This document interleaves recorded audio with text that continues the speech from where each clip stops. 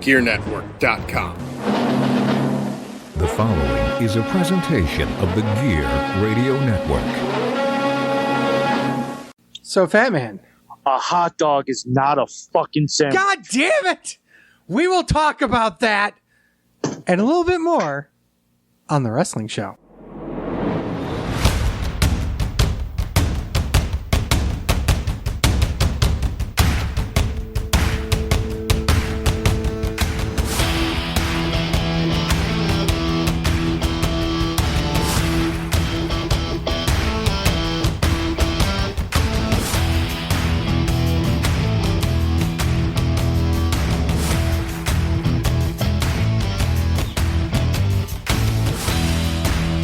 Welcome, everyone. This is Lizzie. A hot dog is not a fucking sandwich.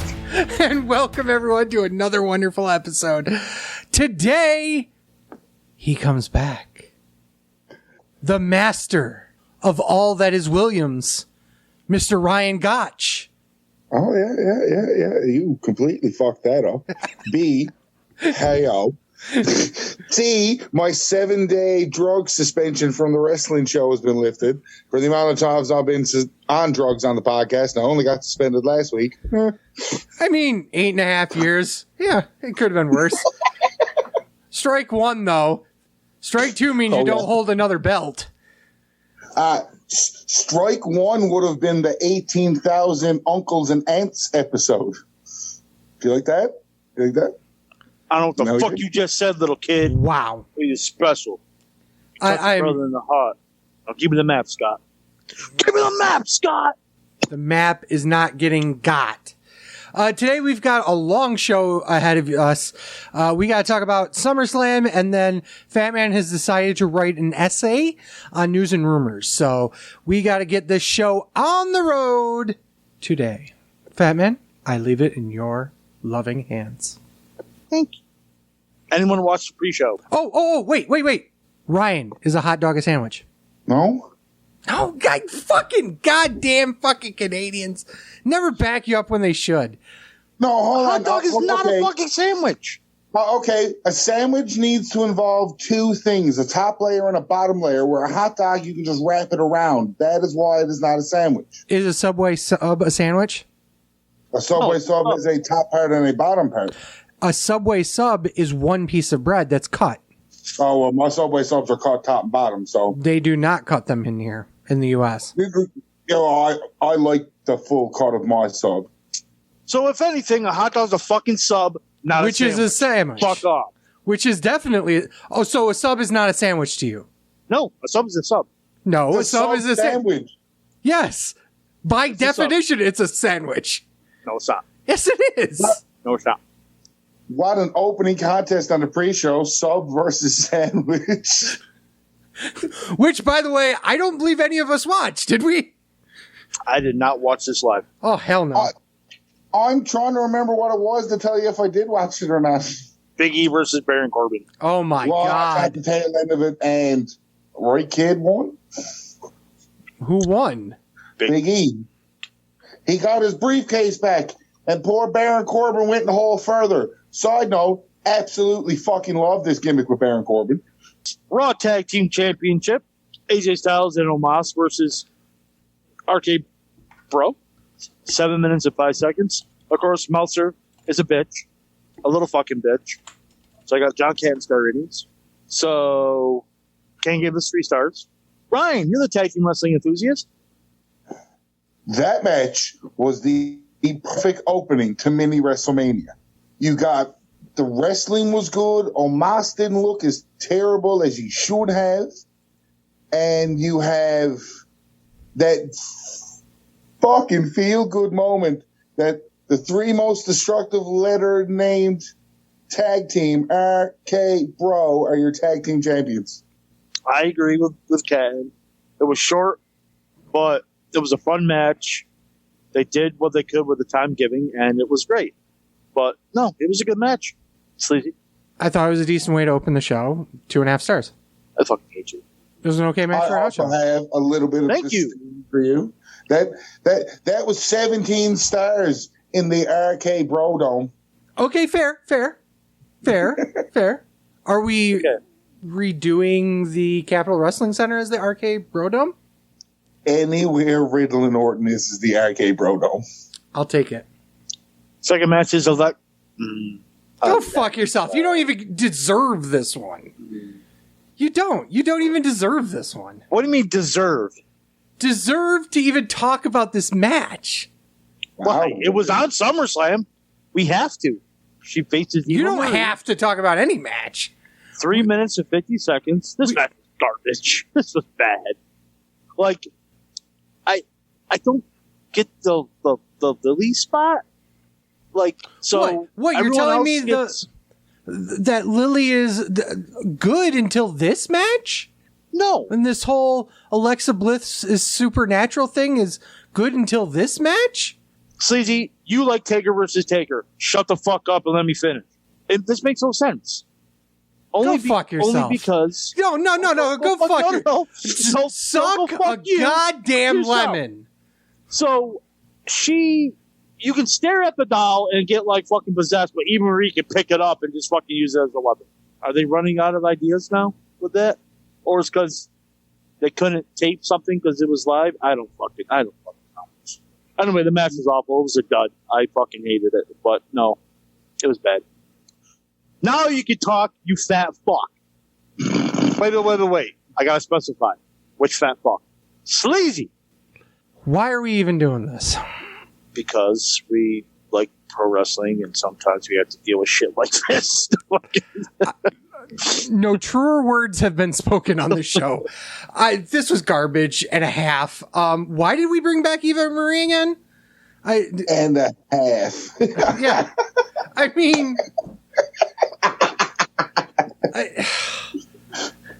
this is trash on a show that already was too long. Spoiler. Ooh. What the fuck? Just seriously, what the fuck? Here's the best part, I guess. It fell into the Asuka territory. Alexa Bliss was the third wheel in this entire She was. It was angle. pretty much just for Dewdrop and Eva Marie to split. Yeah. That's all this was for, and the match was garbage on top of it. It's a dud. I feel like if you don't talk about what happened on Raw, you're right. But the fact that Bliss went over and then is going immediately into a fucking angle with the champion. So you're wrong, boss. So I actually, for the first time in months, had not watched Raw. I was out in a boot, so I wasn't able to watch Raw. What, you weren't getting shot at I wasn't shot at. this time? That was across the street. Oh, sorry. Excuse me. Okay? God. I didn't. Stand up. That is a legit thing that happened. So Yes, it actually is. But I will talk about that on air. So, but yeah. Moving on. well, Ryan needs to put his input in on this match. He already said so. Other than, It made sense for Alexa Bliss to win. but what did you think of the match? But unlike you, and I say you people, because What do you mean, you people? you people, 2E, because all of our listeners are fan, fully understand that I pretty much like most wrestling, and I know for a fact I can defend most wrestling. Whether you guys want to accept the reasonings or not accept the reasonings, just because the match was shitty, I don't take that away from it because I know that wasn't supposed to be a 5-star match. That wasn't supposed to be a 1-star match. That was there solely for the story of Bliss winning. That was there solely for the story of Dewdrop and Eva Marie after. And that's what you got to take from it. If you're going to overanalyze that match in terms of what the match was, I'll go back to Hogan and Rock. If you analyze Hogan and Rock from WrestleMania 18, it's the worst match ever. But It's the moment that counts. I appreciate that standpoint. I feel that us as wrestling journalists here, thank you. we're trying to, put together the fact that, yeah, this was not a great match. We can talk about how it did progress the storyline, and it did. And I didn't know that they went further with Alexa Bliss on Raw, but no doubt that taken in its context, it was a way to progress the storyline. Do I think it was the best way to progress the storyline? I don't know. But do I like Eva Marie as a wrestler? No, I don't. Do I like Eva Marie as a person? I don't know. I've never met her. But then I like the term wrestling journalist. I do, because for the most part, I'll still make the comment that that's what we are, and that's what everybody is that does this stuff, regardless, because that's what you're doing. But what makes us better than everybody else is you guys will have your more so debate on wrestling in some instances, and I will be able to go to the storyline stuff. Oh, the match is shit. Don't matter if the match is shit. It got his point across. You know what I mean? Yeah. Don't bring logic to a logical situation, Ryan. This is all about feeling. And I felt Alexa Bliss was the winner, and I felt Eva Marie looked like a fucking idiot. And I felt very fucking intrigued when Monday Night Raw hit and Charlotte cuts her Charlotte Flair promo, and then Bliss comes out and all she says is, "We're here to say hello." Oh, you're going fighting, and it's going to be good. United States Championship. Sheamus defends against Damian Priest, 13 minutes and 50 seconds. Ken gave it 3 1/4. Oh, Ken gave the Alexa Bliss match a half star. What a mark. What a fucking mark. In my notes, I put good match, predictable. Priest was running nothing more. 3 stars. I mean, wow. Okay, so why wow it? I thought it was physical as fuck. I loved it. I gave it 4 stars. I thought it was one of the top matches of the show. I thought it was a great way to put over a Priest against a legit contender for in Sheamus, and I thought it was just well done. I think after all the shit that happened with Bad Bunny, this was a great way to reward him, and I think he's fuck you. Yeah. No, I you. think the shit with Bad Bunny. Just the entire angle of it. Not that it was garbage. Just the entire. You saddled Priest with Bad Bunny to kind of get them kind of over together, and I think this was a great. I don't want to say it's an end piece, but it was definitely a attaboy, so to speak, by giving him the U.S. title, and it was done. It was done at a very big show in front of a shit ton of fans that would absolutely pop for him. So I think it was a great match, and I think it was well done, and the right kid went over. Ryan. I accept your apology. And I can't really add anything different than what you said. Damian Priest, he was money in Ring of Honor. He was fucking money in NXT. He's going to be money on the main roster when they decide to do something with him because he's big and he knows how to wrestle and he got that charisma. It's just, we are playing a waiting game of how long before Vince McMahon goes, here's a rocket. Boom. I'd agree with that. I like Damian Priest. Sleazy's an operating piece of shit, but I like Damian Priest. Yeah. Shock is shocks. Fat Man doesn't agree. Tag Team Championship, the Usos versus Reign, Dominic Mysterio. 10 minutes and 50 seconds. Ken gave it 3 stars. Ryan, you're the tag team wrestling enthusiast. I defend it, Ryan. Defend it. Okay. Makes sense in how the main event wins because you knew that the Usos winning, Roman Reigns was definitely going to win. So you had to keep the Usos strong. You had to keep the Usos looking good. Dominic is just progressing slower than he needs to be. Or are they pushing him too early? No, but listen, my problem with that is you got to push people. And then fucking people are like, push these guys. Oh, you're not pushing them. Oh, you waited too long to push them. Some people got to get a push. You got to sink or swim for some people. Your Rey Mysterio's giant of a son. Can you go? Kinda. Yeah, we can beat that out of you. You might as well stay on TV now. I thought the right team won. I don't know why.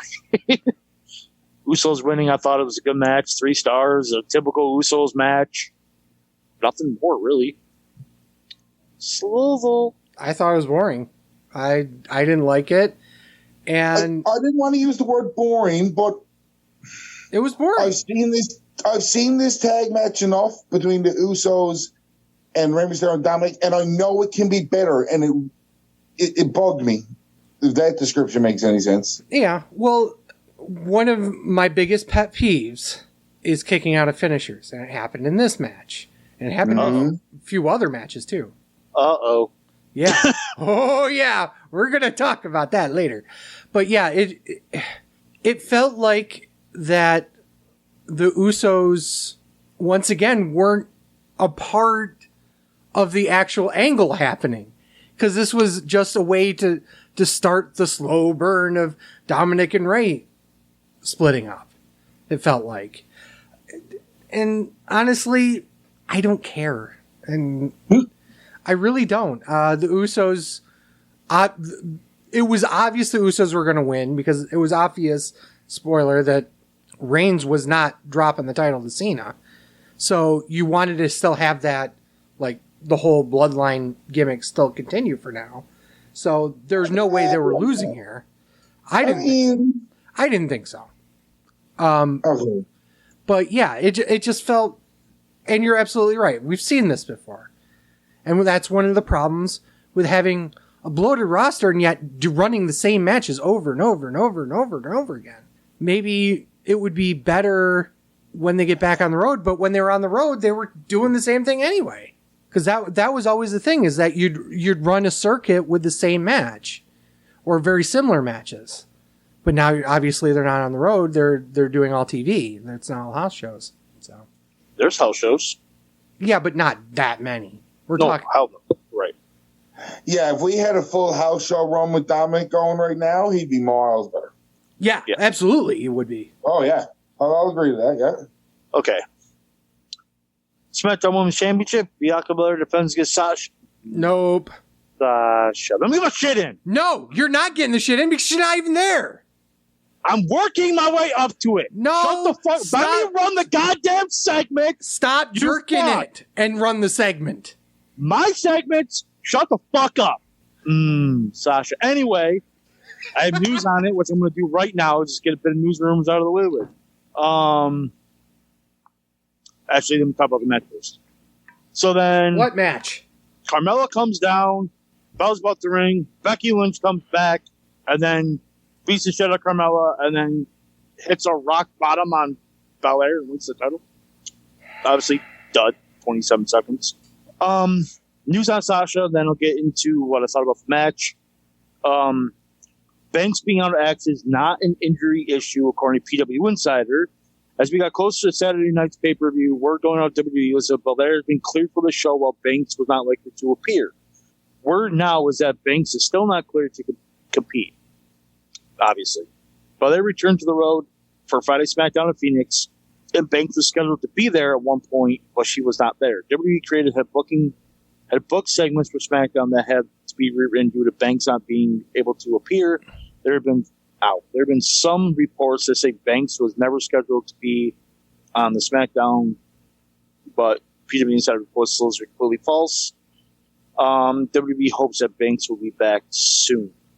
It has to be COVID related. They're just not saying anything. So Belair probably tested positive and now isn't, and Banks is probably still tested positive.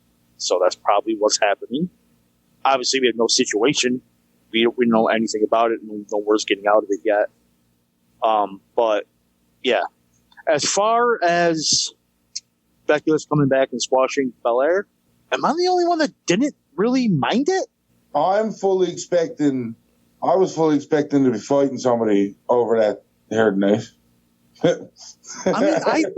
I mean, of course, you have your fucking internet fans who I will call fucking marks. They're not smarts. They're fucking marks now because they're stupid. You have all this information, fake or not, on the internet, and you still don't know what the fuck you're talking about. It sets up Banks to be a heel. Or not Banks. I'm sorry. I love Sasha. It's on my mind. It sets up Lynch to be a heel, which, news and rumors, Lynch requested to be a heel. It sets up Belair to have a redemption story to get back the title. It also sets up that Belair made a, quote, rookie mistake by accepting the challenge, because she did sit there and think about it for a little bit before she accepted it. So, in the end, hopefully WWE doesn't really, it gives Belair the title back, and Banks, it will make, and Becky, I keep saying Sasha, I'm sorry, and Becky will make Banks, God damn it, Belair a bigger star. I think that's where they're going with it, but if they don't, then it's stupid. How about that? I'm going to say something very simple. Give it a week. Yeah, see what happens. It's essentially what you said is in what I said, but I just Eric Bischoff did. Yeah. Just see where it goes. Just see where it goes. I don't normally like to play that card because it always ends up being we see where it goes constantly, and then nobody ever actually talks about it. But in this particular circumstance, giving them a week to deal with it on SmackDown will be the absolute crux of where they're going to go in the future. If Belair just basically gets shit canned on SmackDown again, and Becky runs an angle with Banks or something as an alternative or something, that's going to be completely ridiculous. Now, okay, do you think they brought Becky back because Sasha couldn't compete, or do you think this was the plan all along? I thought this was the plan all along. So you think that she would attack Sasha if Sasha was in the match, attack Sasha before the bell, and then challenge her, and then... Yes. Okay. What I had read was Becky was scheduled to be at... Now, this was a month or two ago, maybe. Becky was scheduled to be at SummerSlam, but her actual return wasn't supposed to be until, like, October sometime. So maybe? That's what I read, too. Maybe they fed that information because WWE is notorious to give these dirt sheet writers false information. Mm-hmm. Just to see. God love WWE, by the way, for doing that. They've been doing it for decades. Yep. Just to have fuck Dave Meltzer. Yep. But I don't see them doing that with Belair Banks. I could see the original plan that Lynch attacks Banks, swipes the title like this, and then they have a triple threat where Banks pins Belair. No, I don't see that. I honestly see the Banks, if the match, they're going to have the match, Banks wins the title, and then Becky comes back and confronts Banks. Hogan's him? But if the rumors are true and Becky wanted to come back as a heel, that would have made no sense because it'd be heel versus heel. Yeah. So I just don't think they would do that situation with Belair Banks. That was your night one WrestleMania main event. Why would you do that? I just don't see them doing that. So I think Becky was rumored that she was going to be backstage at SummerSlam anyways. Just bring her back. Just have her do something. That's what I think. So you think that the SummerSlam rematch was never going to happen, or? No, I thought that if Banks was cleared to wrestle, that match would have happened. And Becky returns in October. I think that match was never happening. I just don't think they would have done that with Belair Banks. If it was like Belair Carmella, yeah. But Belair Banks, they did. So. Well, I know, but I'm just saying, like, if Carmella was originally scheduled in that spot, I see them doing that. But with Banks doing it, I don't see them doing that. That's just my personal thing. Everyone talks about this moment being where Bianca Belair got Kofi'd. And stupid. Absolutely stupid, because it's completely a different circumstance. I get the sentiment behind it, but it certainly wasn't the reasoning behind it. You know what I mean? And to be fair, like I said, you got to give it a week at least. If they don't address it in a fashion that's decent, then I would love to hear the complaints. But at this point, it's too quick. Yep. That's how the internet... They want their cake and they want it now, sleazy. But I want ice cream. What? But I want ice cream. I got ice cream in my Drew McIntyre versus my Jinder Mahal. Don't you hinder gender. 2MB, yo. 2MB. Hinder ginger. He's my ginger. He's just ginger. Don't you dare hinder his ginger. Yeah. 4 minutes and 40 seconds. Ken gave this 2 stars. What the fuck? What?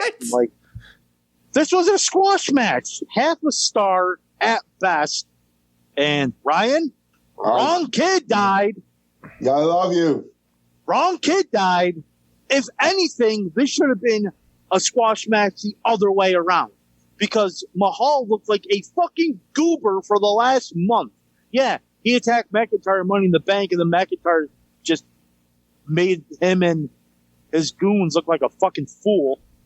And now he just squashes Jinder Mahal. Like, there's no point in even continuing this feud. It's stupid. It's dumb. They didn't, did they? I don't know, did they? I don't know. Ryan. I didn't watch Raw. You're the only Drew one that... McIntyre was involved in a tag match that didn't involve Jinder Mahal or the other two Okay, of so those people. it's done. Yeah. So it was dumb. Wrong kid died. So Ryan agrees. Wrong kid died. Or the feud was souring and no one cared. But you could have put Jinder over and gave him a little rub. Even have him cheat, find a different way to cheat to win. But Jinder should have beat Drew McIntyre some way. He should have went over him. It should have happened. That loss would not have hurt Drew McIntyre. Not at all. Wait a second. Why are we putting Jinder Mahal over? It's not like he's a former WWE champion or anything. I'm just disappointed they didn't have a sword on a pole match. Like, I dead seriously thought that's where they were going with it. The first person to get fucking ran through with the sword loses. Like, come on, it books itself. Okay, no. bro. At least a fencing competition. But no, We need that's the Raw before the show, because you know they have to do some random non-wrestling segment to get it over. So it's a fencing competition. Can I just give some throwback love to the Viking Raiders and Street Profits fucking competition? Oh yeah, good shit. That's some good shit, pal. actually, I revoked my statement. There should not have been a sword on a pole match. It should have been a Judy Bagwell holding a sword on a forklift match. Don't you him? I gave him a chef's kiss. It's fine. Triple threat match for the Raw Women's Championship. Nikki ASH defends against Charlotte Flair and Rhea Ripley. 13 minutes and 5 seconds. John Canton gave it 3.5. I agree. I thought it was a really good match. And really, the whole theme of the show is just good match or bad match. And I think Charlotte winning was actually the right call. If you listen to the audience, the champion comes out first, nothing. The crowd goes, not even mild. They're just like, oh, cool. Rhea Ripley comes out next, and the crowd goes mild. Charlotte Flair comes out, and the crowd fucking pops. That should tell you who should be your champion right now. Instead of just looking at me like I'm an asshole. Right person won, man. Okay. Sleazy, you're the women's wrestling enthusiast, and you love triple threat matches. Shock of shocks. I love this one. Really? We had to, as long as Nikki was in there to take the pin, right? Oh yeah, she was champion too. I guess she had to be there. You know, what the fuck is this? I mean, they don't have enough people on the roster? For what? For women's matches, apparently. You're not going to put fucking Nia Jax in that spot. I would. No, God, no. I don't know. You're not going to put Shayna Baszler in the spot. And there's no way you're putting Asuka in that spot. Right, so, because she's not doing, or she's doing so much. I mean, they got news and rumors on this. Just got to say no. Literally, the news and rumor said, where'd it go? Asuka's not doing anything right now. Asuka herself has refuted that. He says they're not using Asuka right now. She hasn't been on TV since Money in the Bank, and they just don't have anything for her, which is stupid. I have never. Now, everyone knows how big of an Asuka fan I am. Okay. That should be pretty obvious, right? I have never seen her ever respond to a dirt sheet. And let me see if I can quickly grab it. Anyway, while you're doing that, Ryan, talk about the match. I wanted Nikki Cross. I can't see that. Okay. I'll read it. So I wanted you go first. No. So I'm like, do you think they fast tracked her title win? Because it kind of seemed like they fast tracked that. To be honest, we all called her. At least I called her winning Money in the Bank a month before, but I didn't see her winning it cashing in the next night. I think they fast tracked. I don't know. Okay, Ryan, go ahead.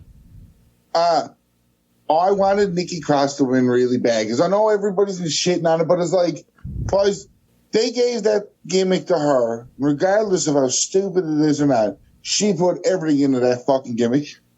Oh, I agree. Mm-hmm. But I feel like nobody, like the crowds that are watching, are just shitting on it because they don't like it. They weren't looking at Nikki. I don't know. I'm angry because I liked it because I knew how much she was putting into it, and she was giving it hard, and she like. No, and I agree with you, but you notice how black a pop she had when she came out. Like it sucks. She's worked her ass off, and I think she deserves it. But at the same time, she just wasn't over. She's a former WWE Women's Champion now, so you can't take that away from her.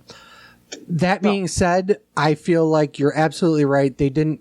I feel like they didn't. It's like I'm sorry. They debut the character. A month later, she was Money in the Bank. The next day, she wins the title, and then a month later, she loses the title. Mm-hmm. So in a span of 2 months, 2 months, she went from debuting the character, women's champion, losing. Now, I think they did it just to be like, okay, we did something with you. Now just go away. Job to Charlotte now. Yeah. And whoever's the next up and coming heel. They didn't give it time to marinate. I think they didn't give it time to marinate after she won the Money in the Bank. I think also they didn't do a good job in curating her actual cash-in because her cash-in was very similar to many other people's cash-ins. I think that if you did it in such a way where it worked more with the gimmick almost, I think she would have gotten a better pop when she won. And I think it would have given her a more sustained pop as she was going through her title run. Right. No, I agree. And back to the Asuka thing. Like I said before, I've never seen her do this. Ever. And I fucking follow her everywhere. So, this is what she said. This was 2 days ago. Nothing has been revealed. That information was totally wrong, really different, completely different. Everything is different. I would like to ask the information provider, don't make a fake story. The informant of my news has never met or spoken to me or is a liar. I have never heard her respond like that. You know what I am thinking? And this is just a thought.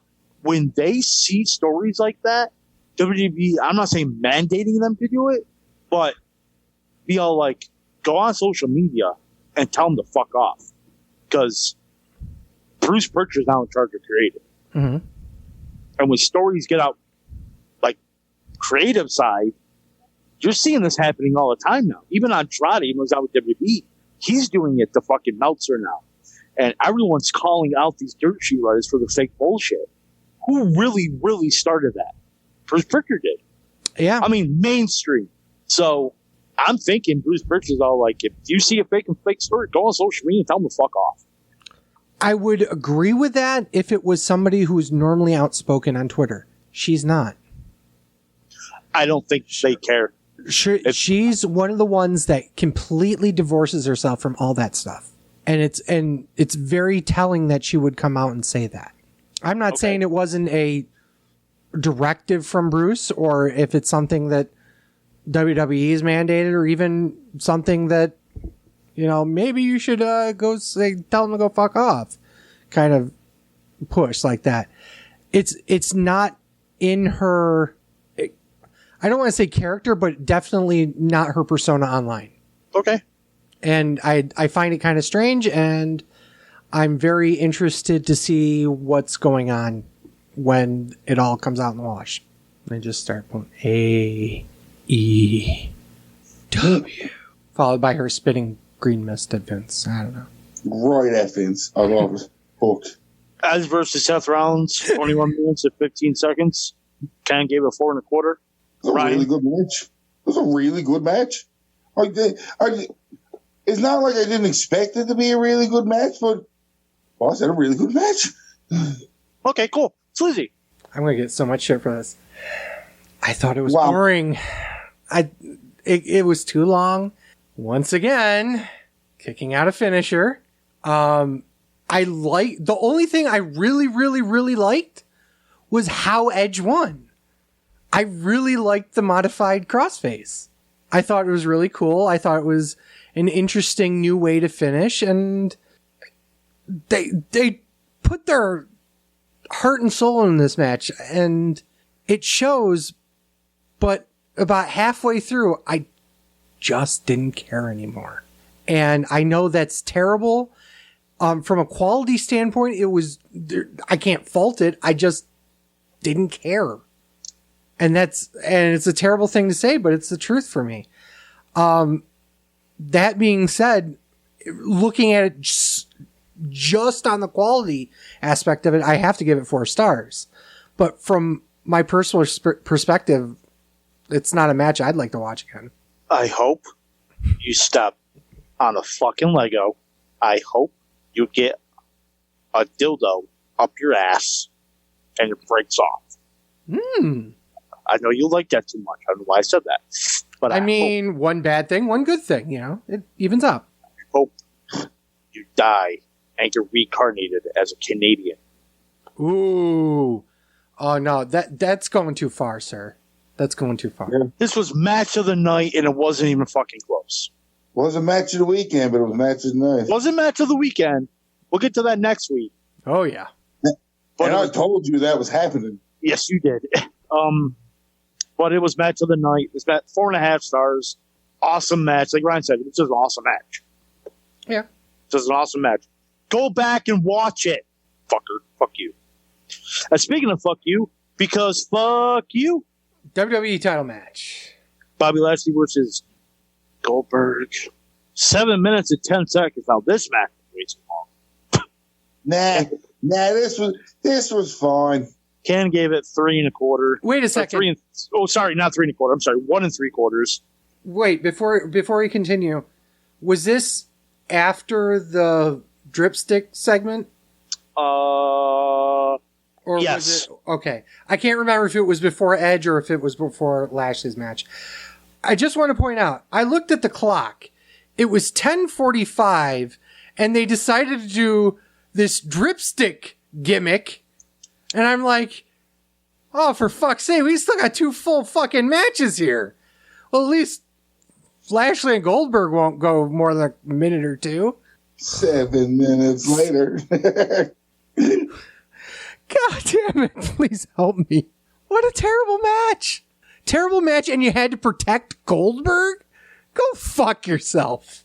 I don't know if it was protecting Goldberg more. It was absolutely No. Setting up a rematch. No, fuck that.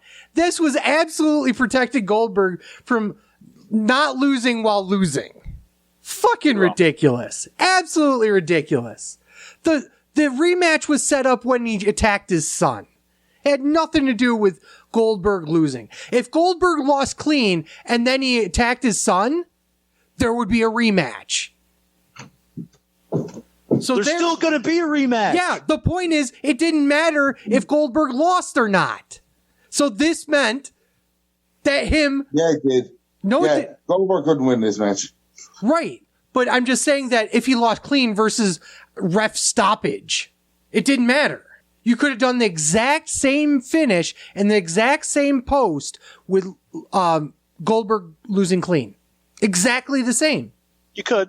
So why protect Goldberg? I'm not going to stand up. Why the fuck are we protecting Goldberg in the year of our Lord 2021? Hey, my lord. And also, for fuck's sake, stop him from wrestling, period. He's gonna kill somebody. He almost dropped Lashley on his head in this match, too. Twice. Thank you. So, when he was walking out, he was limping.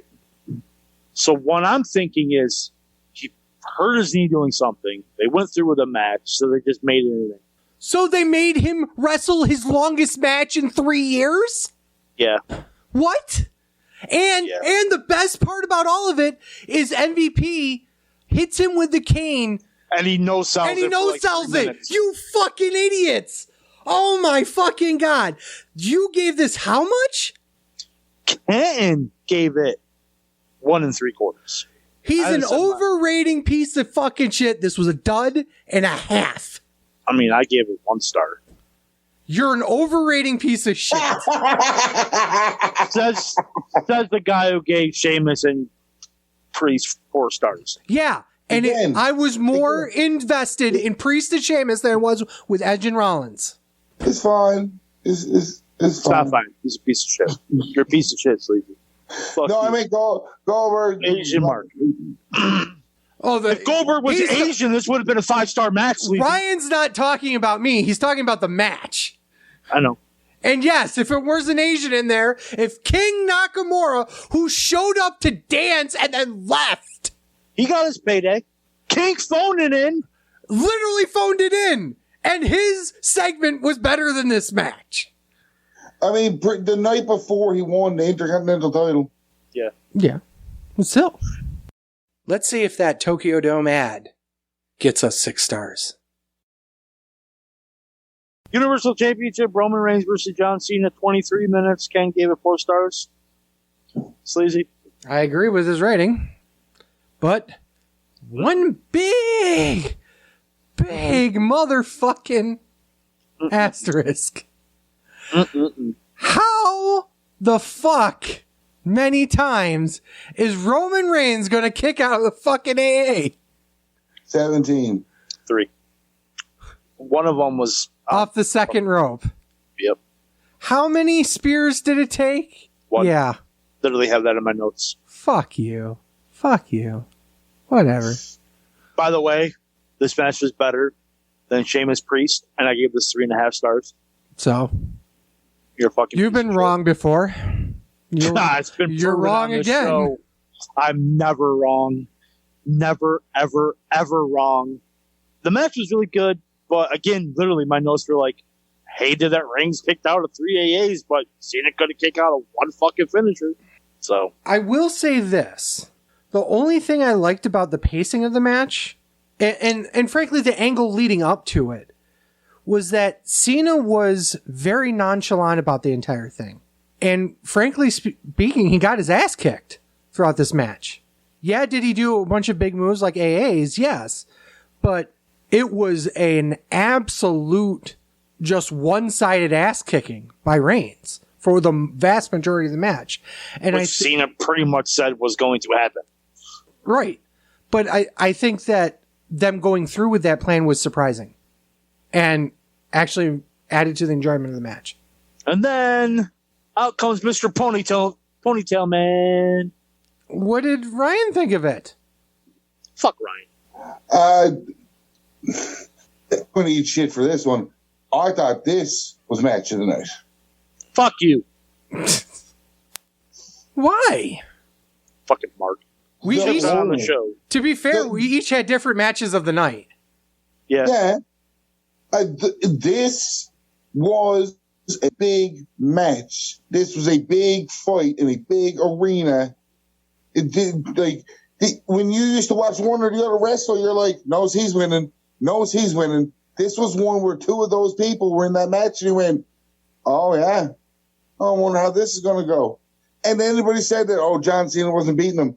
WWE has pulled the trigger on so many people coming back and winning a belt that used to be a big name and can still be promoted as a big name. You couldn't say for certain John Cena wasn't going to win the belt. Right. I was pretty confident he wasn't, but stranger things have happened. You're absolutely right. Now, Mr. Ponytail Man shows up. Goro with 2 arms. And then, so Lesnar comes back and then stares at Rollins. And then Paul Heyman's like, no! Wait. No! He's staring at Rollins. Reigns, Rollins, same guy. No! Racist. And, yeah, no, they're the same guy. They look the same. Same letter, same guy. And That's how the pay-per-view goes off the air. But Lesnar just being like, hi. I'm back. Oh, by the way, I'm going to beat up Cena one more time for a pop. That was when the pay-per-view went off the air. Yeah. And unpopular opinion, this was the best moment of the weekend. The one that went off the air? No, Lesnar coming back. You talking about Friday night, too? Yeah. Yes, sir. Everybody knew Punk was coming back. It just Punk come back into the Punk promo, boys. However good it may have been, Punk just came back into the Punk promo. Nobody knew he was there. Nobody, like, at all. And that was a genuine, legitimate pop for Lesnar. Happy to see somebody. And not, we're in your fucking hometown. Let's bring this guy out. And this is why I love Ryan. I 100% agree. Punk's promo was good. I liked it. Lesnar. I was going to touch on it in news and rumors, but let's touch on it now. Yeah, might as well. Anyway, SummerSlam overall thoughts. I thought it was a good show. It was just a good SummerSlam. Was it great? It won't be an all-time SummerSlam, but it was a good show. It was a watchable show that was too long. There's been longer, so I'm not even going to complain. Yeah, to me, it didn't feel that long, though. It felt long to me. I didn't watch it live, and I separated it within 2 days. So I kind of split it in half. Watched it live on a Saturday night. You do? Yeah. So, anyway, Punk coming back. 100% agree with Ryan. It was a good Punk promo. That was it. The rest of that show was trash. And I wouldn't say that. I would. And I did. Because I think they missed an opportunity. Everyone knew Punk's coming back on that show. Yes, they didn't promote it, but everyone knew. Their rating went up by like 40%. So why not try to put the best show? If I knew Punk was coming back and be like, oh, maybe Punk's coming back this show. That's the first time I watched any AEW show, and I watched that whole show, I would not be watching AEW again. That's how badly I thought that show was. After that Punk promo, you could have just turned the show off. I feel like Rampage is going to suffer, and you're going to see it have to be like what the Saturday night's main events used to be on NBC. There's a Friday night at 11:30. Okay, you got 1 million people watching at the start for the Punk, but this is 2 weeks in a row. And at the start of the show, something big happened, and it didn't really matter what happened on the rest of the card. But that first show, though, there were 3 title matches. It kind of made you want to stick around. This second show, you had Punk, and I agree with that strategy.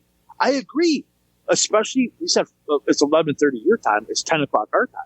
So 10 o'clock, get your main event out of the way with, because people either want to go out, are coming home from being fucked up, or they just don't want to stay up that late. So you get your main event out of the way with. I 100% agree with that, and I'm not faulting them for that. I'm just saying they could have had a better show, and they decided not to. On the other hand, everyone's just going to remember that Punk segment, and no one's going to really remember how badly that show is. So did it matter that they had a bad show? No.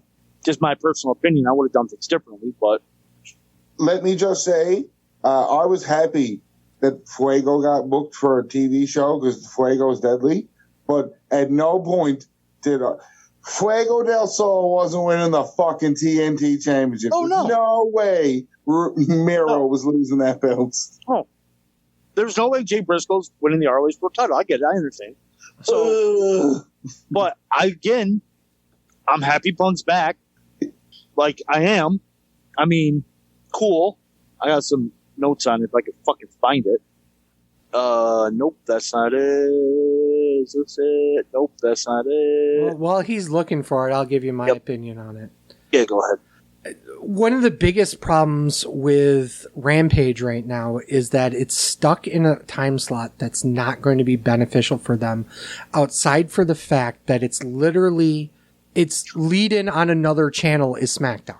So as soon as SmackDown goes off the air, you switch the channel to TNT and you get Rampage.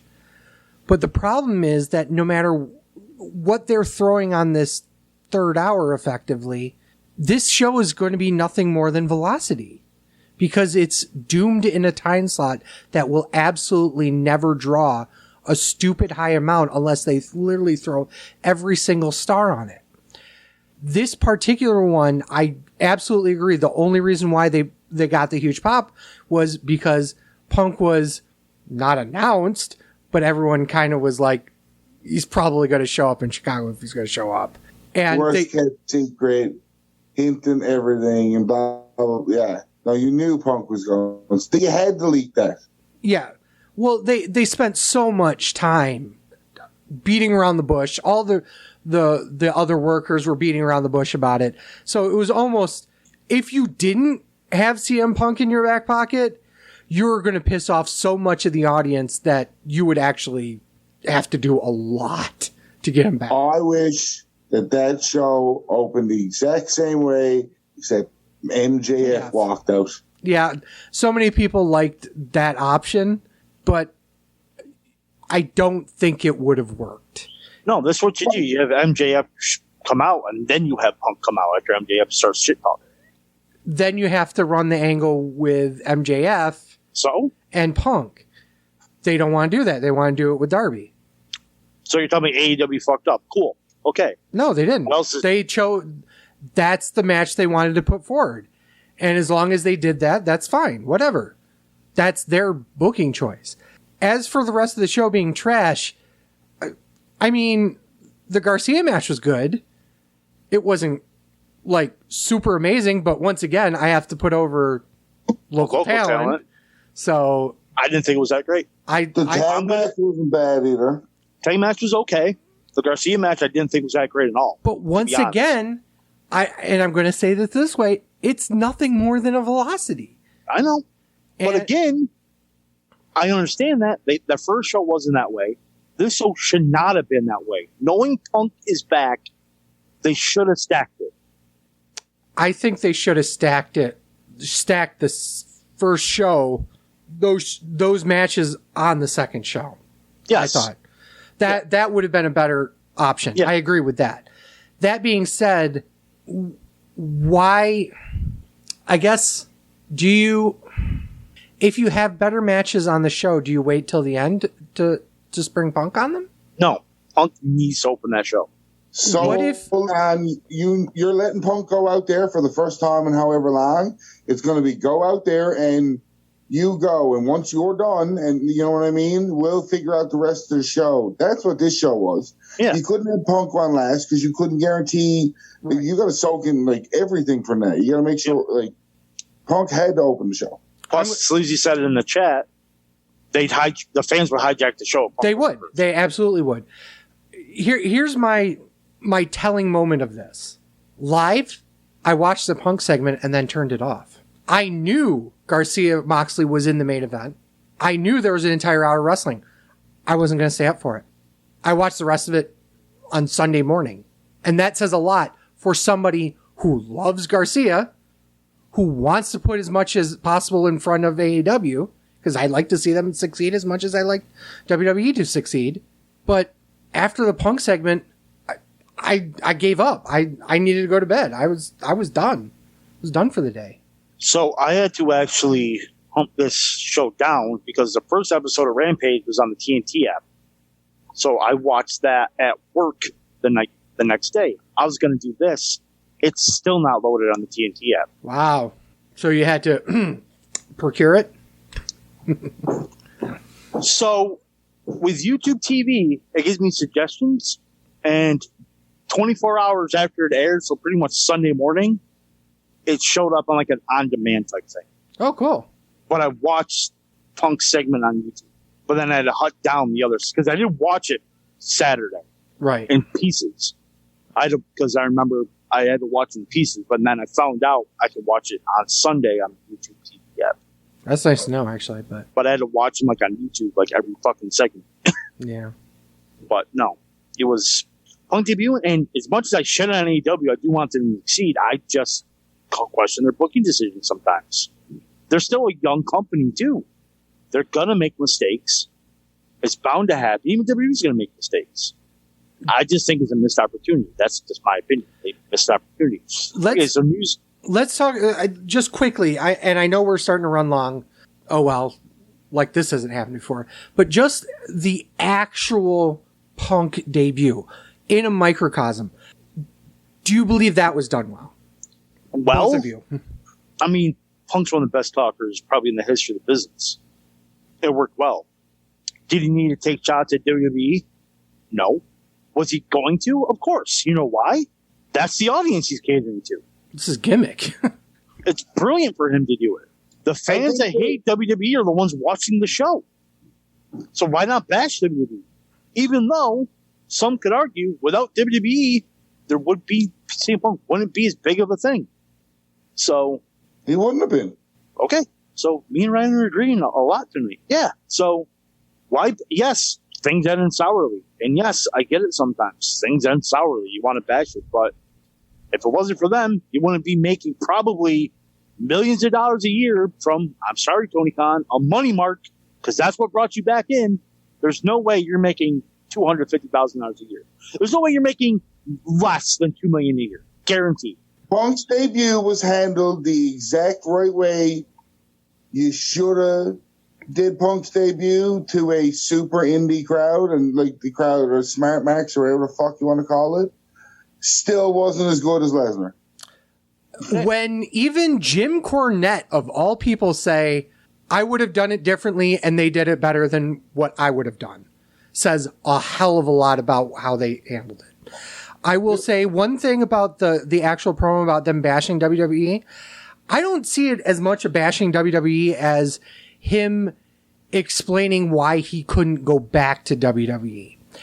And while I get there was a lot of shade thrown indirectly because of that, I see it more as a nod to the fact that he wants to come back to an organization where he can help people. And if that's actually true and it's not just a money mark situation, and I get to see more AJ Lee, I'm all for it. I had to sit I down can't and wait do for it. him to beat the fuck out of Darby Allin. Me too. Punk's winning. And Yeah. Darby's going to bump like crazy for him. Oh yeah, So absolutely. if that match goes more than 10 minutes, I'll be surprised. So now it's going to go like 25. At least they some won't news kick and out notes. a fucking 3 AAs and then lose to a Probably kick out at spear. 10, 1,000, go to sleep. Cult personality was always going to be Punk's AEW entrance. The belief is that Punk is focused on being an AEW guy, but is open to doing other wrestling promotions through the Forbidden Door. Kenta, Kenta, motherfucker, book it. Kenta, Punk, please. God, please. Is it sad that I really do not want to see that match in 2021? I absolutely do. Or 2023? I will suck your dick. Whoever wants to put it on there, I will do it. I just don't. Is it bad when you say I think Kenta's washed up? Wow. Ever since his shoulder surgery or injury, he hasn't been the same performer. I'm going to tell you this. A lot of people believe that once he signed with NXT, he was hot mess garbage and hasn't been good since.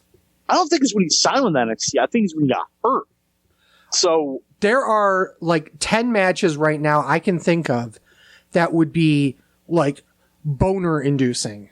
Punk Okada, Punk Tanahashi, Punk Okada, I see. Punk Jay White. Punk Jay White. Holy shit. Okay. Punk Yeah, we're going Moose. on. Punk Moose even would be amazing. That'd be okay. Half of the fucking AEW roster, obviously, but there's a lot of potential just crazy matchups that you could see with Punk that I would absolutely pay a shit ton of mark money to see, frankly speaking. Mark money. Oh, 100% mark money. It would. So let's stop talking about Punk, get through his news and rumors. Adam Cole reportedly made his final NXT appearance, and he's reportedly a, quote, free agent, so that way he may not be coming to the main roster. There's news that he may have already signed with AEW. It's not like he knows anybody that works in AEW. Yeah. Okay, so how was there a report a couple weeks ago saying he's already signed? Now there's Yeah, nobody knows anything. Us. depending That's on the who thing. you ask, he's been re-signed. He's still a free agent. No one signed him. AEW signed him, and he's going to show up tomorrow night on Rampage, or not Rampage, Dynamite. The fuck? Honestly, So- I hope he does re-sign with WWE only because we've already lost one member of the party. And I don't think I can handle losing 2 members of the party. Oh, so yeah. apparently there has None been... of you fuckers watch Up, Up, Down, Down. Fuck you guys. I do, and you're breaking my heart, okay? Shut up. Matt on the floor. Matt on the floor. I do not watch Up, Up, Down, Down. Apparently there were technical problems at Legion Stadium. Apparently cashless payment system went down. Concessions stopped. Wi-Fi died. Toilets were overflowing. The PA center was not working properly. There were no pyrotechnics. There's a reason for no pyrotechnics, but I'll get to that in a minute. Oh, that's pretty also obvious why remember- there was no pyro. But you got to remember, yes, the stadium opened up last year, but this is really the first event with fans in that stadium. Yeah. I think they had like a preseason game that did like 15, 20,000 a week before, but like, yeah. And then WWE announces Money in the Bank will be at Allegiant Stadium next year in July 4th weekend. So either the 2nd, 3rd, or possibly both days. What days? July 2nd, 3rd, or both. I thought they announced it as July 4th. No, July 4th is a Monday. Yeah, I know, but I thought They said it was July 4th weekend. Is that how they said it? Yeah. Okay. Having Money in the Bank held in the stadium is huge. Isn't this like the first non-big 4 or 5 that they've held in a stadium? I want to say yeah. But WWE's just so desperate. Well, they don't. Yeah. I mean, whatever. They're not drawing any fans. They're not fucking doing anything right. Ratings are down. Blah blah blah. But It's that's fine. Let's just book a non-big 4 event At a stadium. in a stadium. Yeah, but if they're going to do it 2 nights, they're kind of elevating. If they do it 2 nights. If they do 2 nights, they're kind of pushing Money in the Bank higher up. You know what I mean? It's really like their 5th. It is now. Yeah, it's like their King of the Ring now. Yeah, because at this point, there is a shock factor. And the shock factor is Money in the Bank. Mm-hmm. Just like in pretty much every one of the other big 4s, there was some sort of big thing. If it's not the Rumble, obviously there was always something big at WrestleMania, and they started really pushing SummerSlam as the secondary WrestleMania of the summer. So It makes sense. So WWE and 2K's relationship has, quote, seriously strained.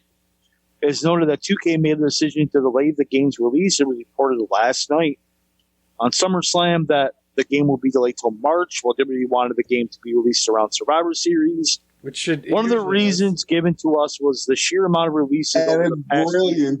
What's that? It's a brilliant reason. Over the past year, the sheer amount of releases over the past year. The team has been working on scanning wrestlers and building new character models pretty much from the ground up. And I am a gamer.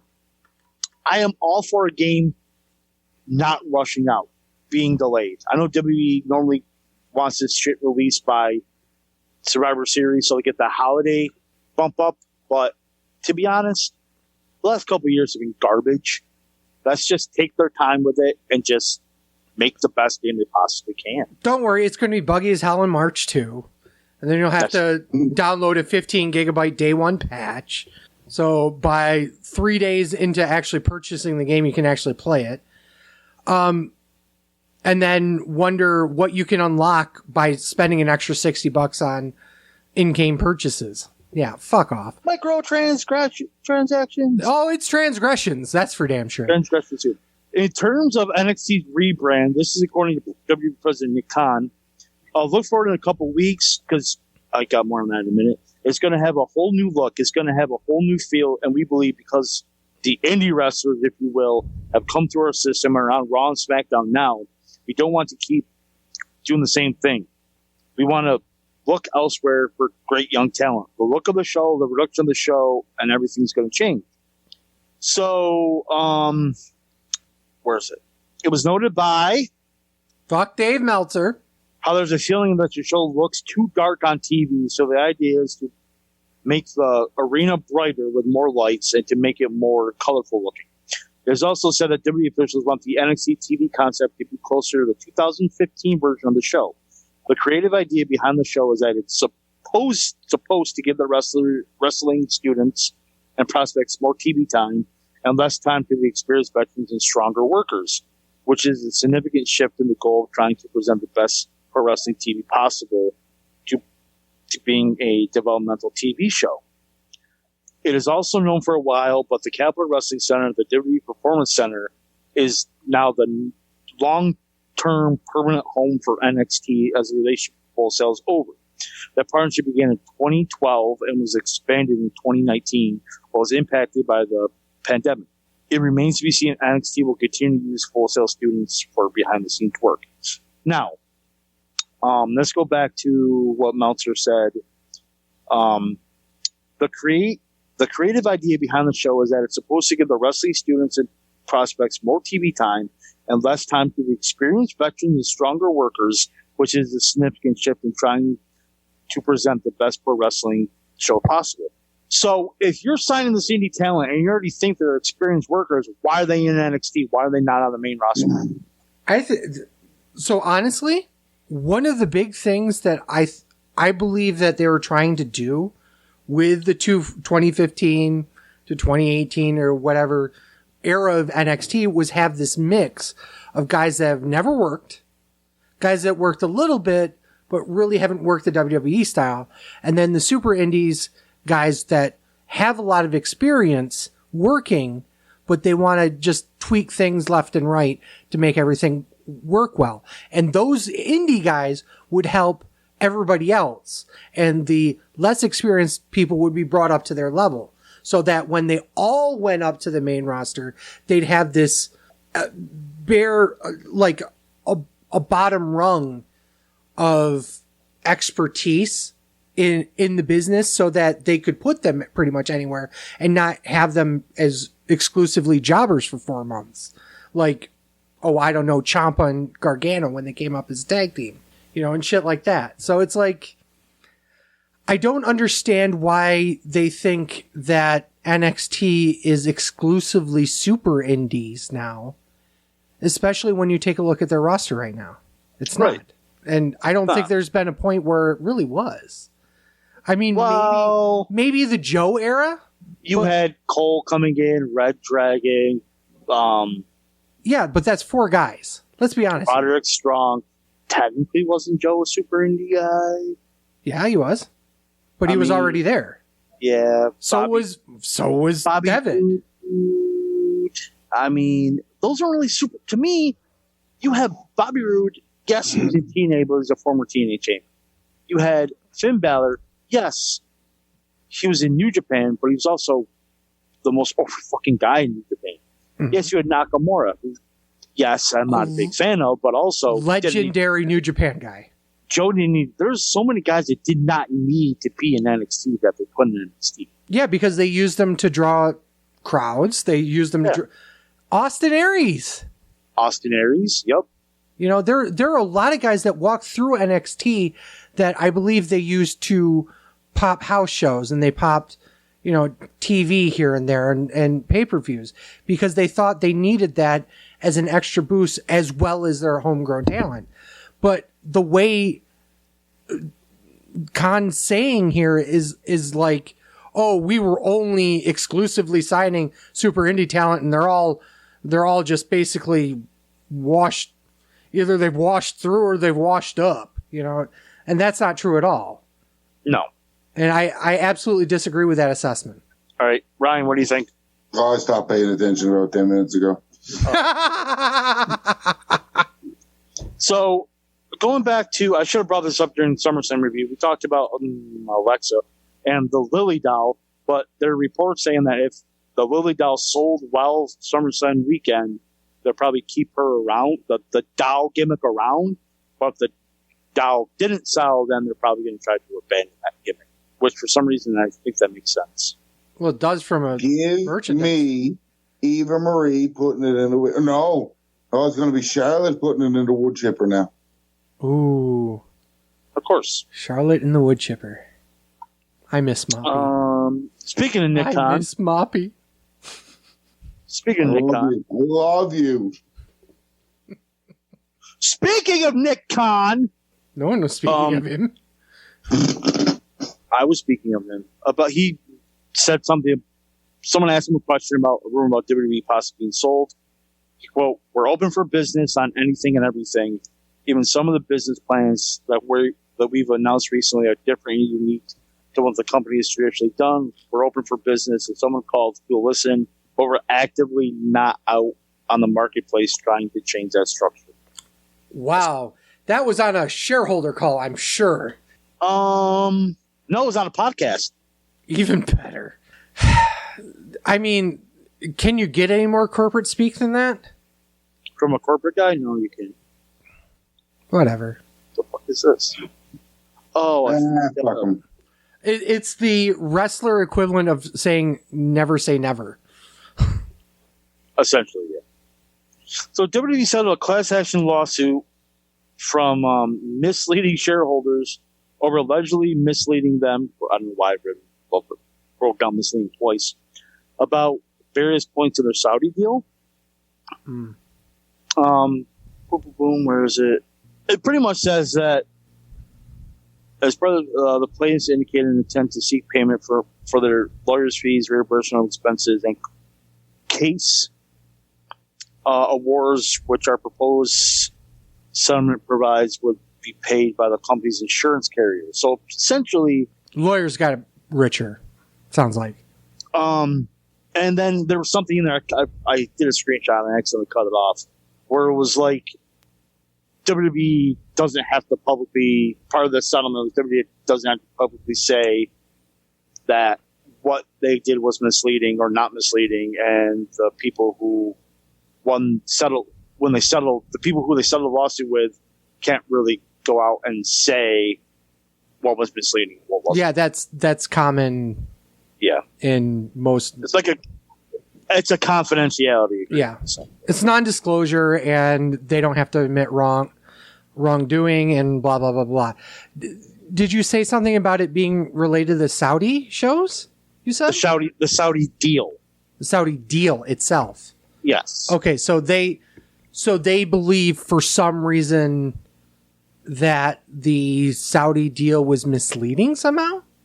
WWE released some statement to them, I guess, when they first did the Saudi deal, and I think it was only like 5 people. Yeah, but 5 shareholders were saying that it's misleading or something and filed the lawsuit. They were probably certified in the class, though. They were probably the certified in class, though, because for a class action lawsuit, you have to have a few defendants that are like the leaders of the class action. And those were probably the 5 defendants bringing it up on behalf of all the shareholders. Oh, it may be then. I don't know. But I guess WWE, it's because they don't really pay anything. That's why they got insurance. One last thing. WWE and Ringer is to launch an exclusive audio network as part of a multi-year deal. New content and existing WWE content will be exclusively on Spotify because I guess Ringer is a Spotify-owned thing or something? Yes, they're our Spotify partner. Which, by the way, you can find our show on Spotify. Thank you. That's why I did it last. Thank you. I love how Ryan never comes into news and rumors. He's just all like, I'm Canadian. I'm Canadian. I don't know what this shit is. Well, it's to be fair, it's 11 o'clock his time right now when we tape this shit. So that is true. Ryan? Yes, sir. What is your Twitter? Ryan Buck 85. We did plug you last week, even though we called you a piece of shit. I'm sorry, I was having a bad head day. I was having a head day, so. Can't tell me I can't have mental health issues. Fuck you. No, I was just saying I was getting head. That's all.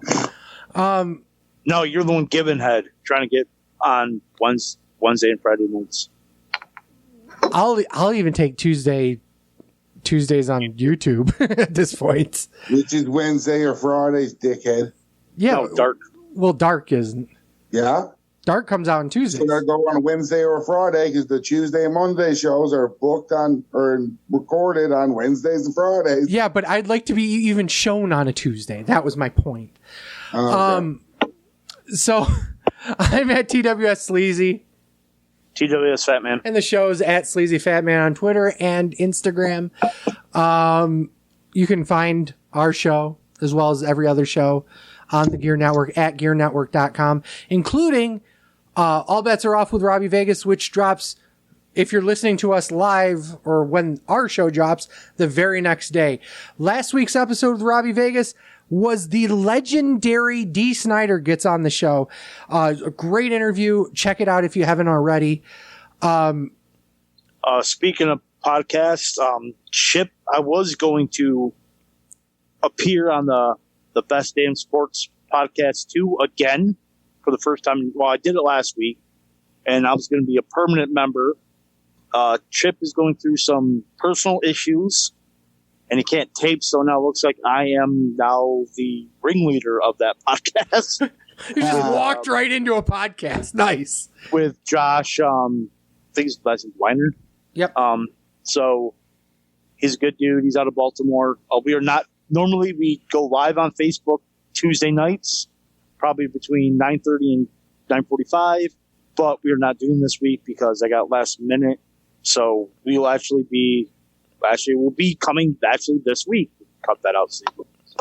Just cut that out. Fuck that shit. It's Sunday. It's Saturday the show drops. So you'll be back on Tuesday. So we'll be back on Tuesday.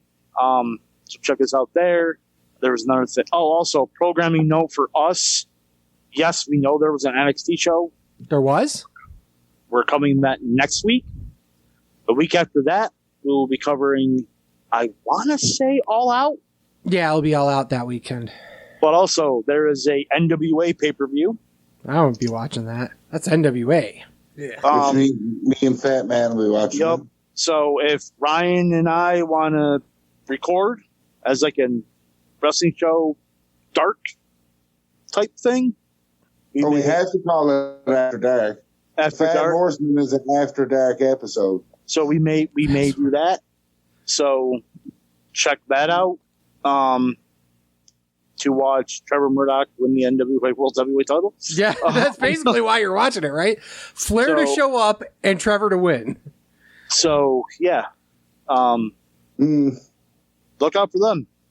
That'll be awesome. So with thanks to Ryan, and as always, for Sleazy, for the Fat Man, this is The Wrestling Show. Thank you guys so much for listening. Peace.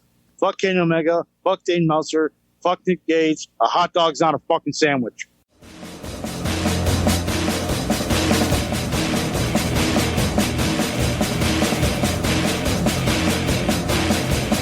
I'm a truth that you seem to run from. I'm an army of one. I'm a clip in your gun. I'm the pain of the game. The bloodshed in your name. When there's nothing to gain, I'm the world gone sad.